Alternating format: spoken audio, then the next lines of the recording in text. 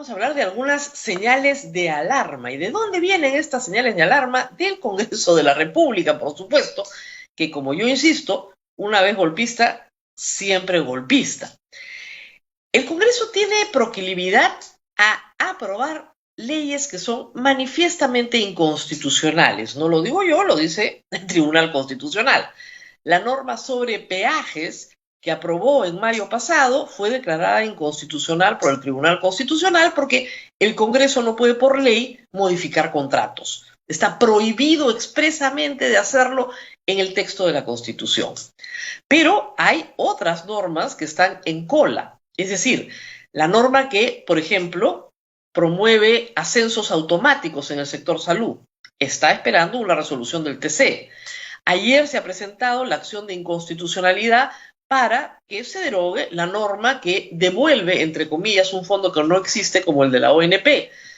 La razón de estas dos últimas es bien sencilla. El Congreso no tiene iniciativa de gasto. Es tan sencillo como eso.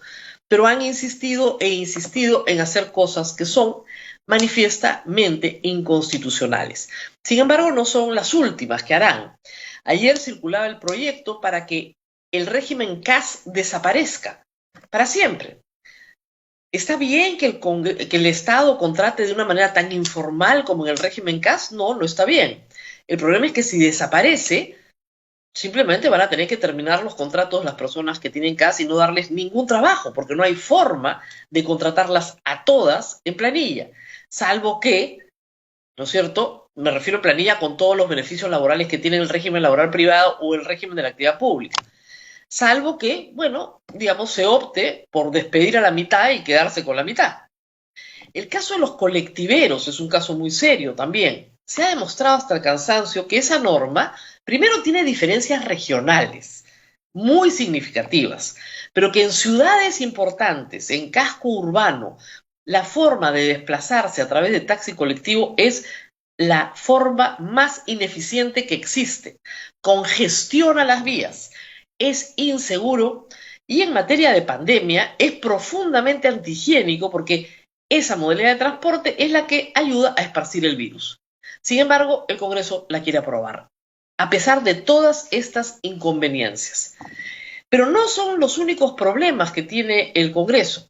El Congreso quiere, algunos partidos, volver al ataque en el nombramiento de los miembros del Tribunal Constitucional. Asunto que después del golpe de Estado quedó en suspenso porque es evidente que un Congreso golpista no puede estar eligiendo a los miembros de un tribunal que tiene que defender la democracia, la forma democrática de gobierno establecida en la Constitución. Parecía que el peligro se había conjurado, pero están volviendo al ataque, por supuesto, liderados por Acción Popular, que está en muchos casos detrás o adelante de todas estas situaciones. Por ejemplo, en el caso de los colectiveros, con el congresista Hurtado, que los insta a paralizar, a tomar calles, a tomar carreteras para obtener sus beneficios. La única persona que hasta el momento ha dicho que como candidata llevará, de ser elegida, a los golpistas al Poder Judicial es Susel Paredes. Tal vez así se asusten un poco y dejen de aprobar tonterías. No es un problema de periodicazos, como dice el señor Merino de Lama, es un problema de violación constante del Estado de Derecho por parte de los propios congresistas golpistas, que, como han salido hasta ahora con impunidad total por dar un golpe de Estado, siguen haciendo las barbaridades que están haciendo. Y respecto a la inmunidad parlamentaria, veo en varios periódicos hoy, aprueban eliminar la inmunidad parlamentaria, Congreso aprueba eliminar la inmunidad parlamentaria. Hay que explicar algo que de repente va a ser desagradable de decir, pero lo que se ha creado es un fuero especial para los congresistas. No se ha eliminado su inmunidad. Es decir, la inmunidad de proceso y de arresto hoy tienen un fuero especial. Ese fuero especial es la Corte Suprema. ¿Fue eso lo que se pidió en la Comisión de Alto Nivel para la Reforma Política? No, lo que se pidió fue que sean juzgados en la justicia ordinaria, pero que el levantamiento de la inmunidad no se dé en el Congreso, sino se dé en la Corte Suprema. Solo el acto de levantar la inmunidad o de proceso o de arresto se dé en la Corte Suprema, no todo el juzgamiento. ¿Por qué se ha creado un fuero especial para los congresistas? Nadie lo sabe. Para delitos cometidos en el ejercicio de la función, se mantiene el beneficio de antejuicio en el Congreso. Exactamente igual. Esos sí se juzgaban y se juzgan en la Corte Suprema. Para delitos comunes no había ningún juzgamiento en la Corte Suprema. Ahora les han regalado un juzgamiento, les han creado un fuero especial en la Corte Suprema que no tenían en la Constitución del 93 ni del 79. ¿Cuál es la reforma? Es una reforma muy confusa.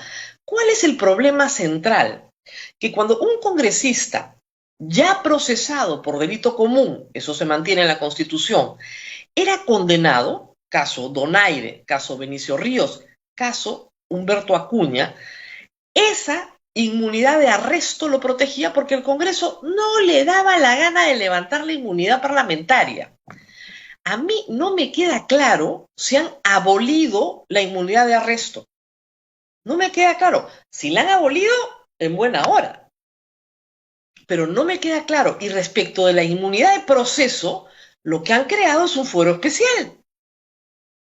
Ya no se tiene que solicitar permiso al Congreso, pero se tiene que procesar en la Corte Suprema. ¿Hemos ganado mucho o estamos más o menos en lo mismo? Hay que decir que esta redacción, por supuesto, es muchísimo mejor que la que aprobaron en julio, que era una barbaridad hace 5 meses, muchísimo mejor que la que aprobó el Congreso disuelto. Este es el tercer intento de volver a redactar un artículo de la Constitución y lo redactan mal.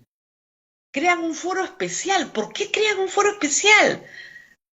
¿Con qué razón? Les han dado una mayor protección. Ahora van a negociar con la Corte Suprema, en vez de ir por la justicia ordinaria común donde ya estaban. ¿Me pueden explicar?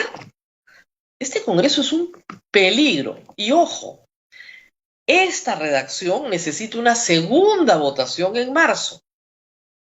¿Por qué no se quedaron con la redacción que propuso la Comisión de Alto Nivel, la que presidió el señor Tuesta, que era una redacción simplísima?